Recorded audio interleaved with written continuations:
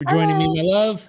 Hi, my love. Today we're chit-chatting a little bit about the fact that coaches ask great questions. World-class coaches, the best coaches I've had an opportunity to work with, ask great questions. They don't teach, they don't mentor, they don't tell, they don't suggest. They ask great questions. And this is really challenging, especially for people who are new on their journey in personal or professional development. I'm both in a class right now. My wife is taking a class called team coaching, where she's learning more skills and redefining our team coaching skill set as a group and an organization. We just finished a couple, I think it was 6 months or something, of different coach trainings we were both taking as well. I'm currently in a course at Wharton Business School around private equity, and what I've noticed is the best coaches who live in any of these worlds: business coaching, professional coaching, personal coaching, life coaching, performance coaching, all these pieces, they're the ones who learned how to ask really powerful questions and to hold space as people are navigating whatever it is they're working through. Common things, or let me ask my wife, what are some of the common things that people kind of do wrong in this area? Thank you. So a very common scenario that I experience a lot with people that want to become coaches and train with us at Performance Coach University is that, and I was this person as well, where they are a leader or a manager of a team, or they work with people in some capacity, maybe a nurse or anyway, so they are like, yeah, I'm coaching, I'm often like telling people what they should be doing and how they can get better. And that right away, as soon as I hear telling, I'm like, and noted. Okay, so you're a great teller, you're a great advice giver, you're a great problem solver.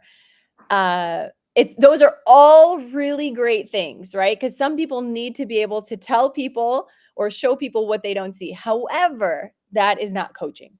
And Mhm. that's something that I love to really, I see it though as not a problem, but more so as a room for improvement or growth. And that really excites me because myself, if I can share from my experience, before I became a coach, before I was certified as a coach and went through trainings to become a coach, I also thought I was coaching.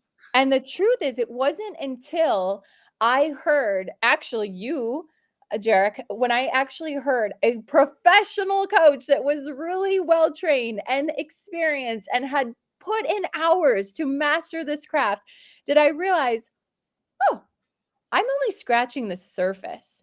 And that was really enlightening for me and inspiring for me because I definitely am not a person that when it comes to helping someone, I only want to scratch the surface, right? I want to create deep and lasting change. And every person I talk to that wants to become a coach with us and wants to train with us, they have that desire too. It's not because they just like kind of want to help. They definitely want to create lasting change and make an impact and really serve people. But in doing so, that is not going to help by telling or advice giving or consulting, cheerleading, like, yes, you can do it. I believe in you. Like, those are all valuable and great, but the beauty in coaching and what people really experience and what I'm so excited about for people that we speak with, because I've walked this path myself and I know how fulfilling it is. Like, it's deeply fulfilling to be able to know, wow, I can help people on such a deeper level, in such a more meaningful way, make a lasting impact and difference in their life. And it's because I actually had really great coach training. And now I have these new skills. I have this new way to listen. I have this new way to speak, to ask questions in a way where it's not about me telling a person what to do or what I think they should do based on my experience, what I've seen others see, but it's actually about unlocking their greatness and their potential and their creativity and skill sets and resources and writing their belief systems, right? It's so incredible.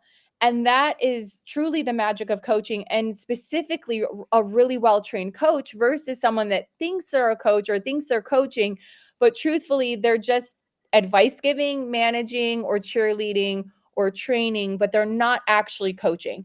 And Yeah. the difference and the true benefit also, not just in the experience that that person has, but also in the relationship, is that now um that can create like quite a dependent relationship if you're just like always being the fixer. Like I just talked to someone that is a beautiful soul. She's a nurse. I can part is here to serve, and she's so excited to dive into coaching. And what we're going to work on the most is allowing her to not be the fixer in the conversations and try to fix her clients' problems.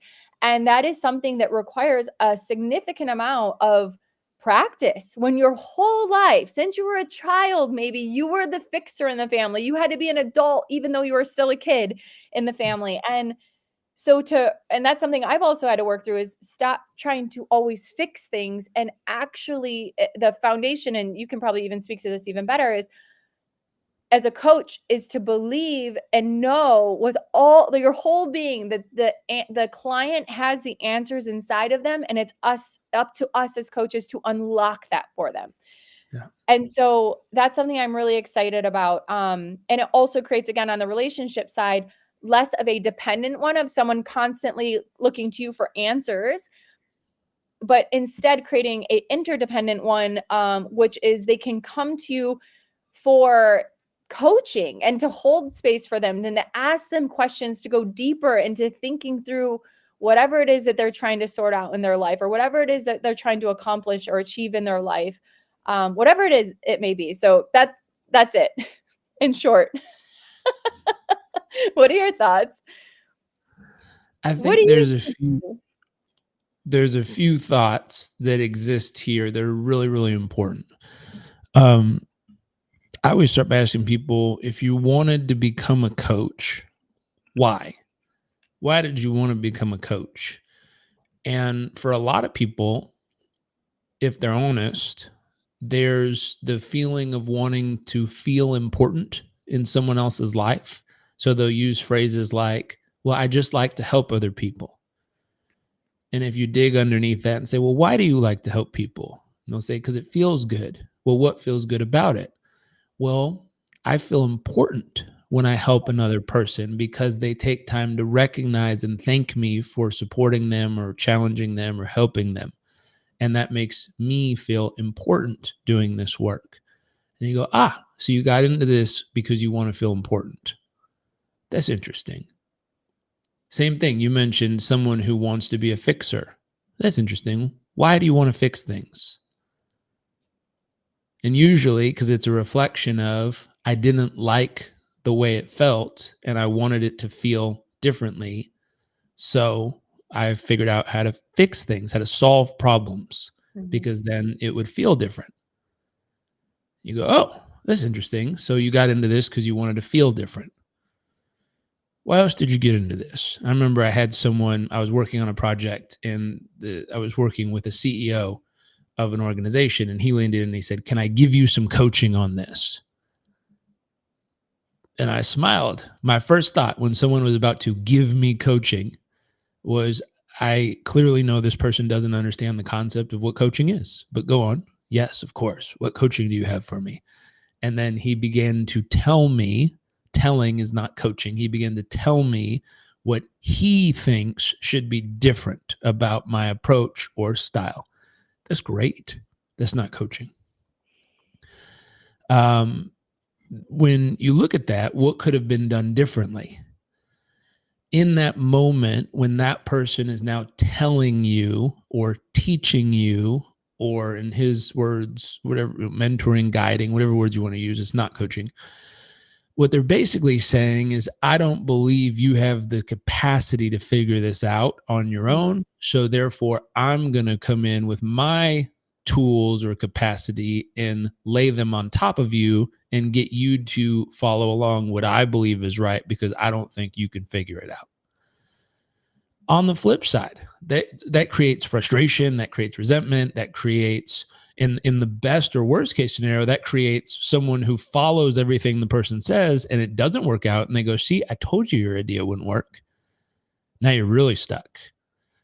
The best coaches would have flipped that and been a real coach in that moment and just simply said, what's working?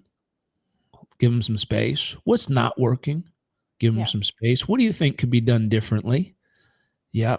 Are there any other options? Are there any other people or resources you could reach out to that could support you? What structure or systems can help hold you accountable to make sure you follow through on this?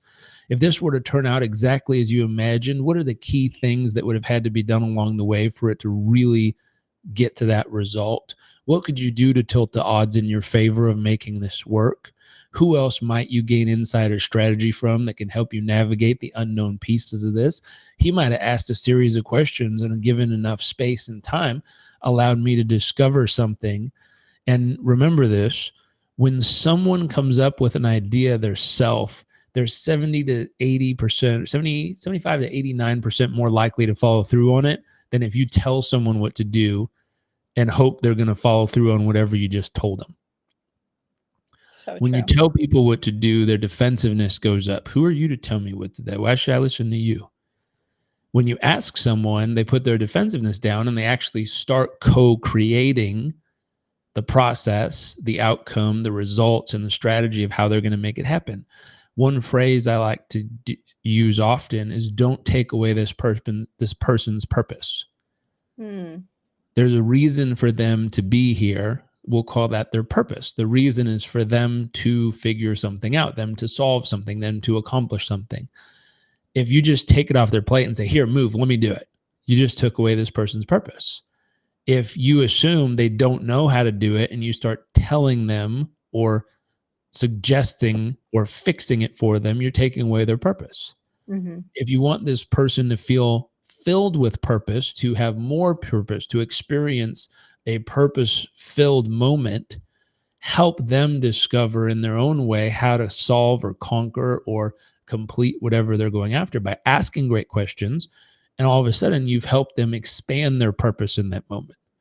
And so I think of coaching as a way to expand someone's purpose in the moment, where telling or fixing or all these other things are actually stomping out the person's purpose. It's dousing that purpose with water and making it go out instead of helping it grow and expand. So great coaches help expand someone's purpose in that moment where they feel more powerful. Any great leader, the job is not to show them how skilled and talented you are, but instead to help them discover how skilled and talented they are. Yeah. And so that part of being a great coach is help develop those skills and help develop those talents in those people by helping them bring those to the table, by asking them questions that would allow them to both discover them and to strengthen them over time. That's my 2 cents. Thank you for tuning in. We got to June jump. 3rd. We have a class coming up. But June 3rd, we have a cohort for PCU starting. You want to tell them about Yes, we do. it?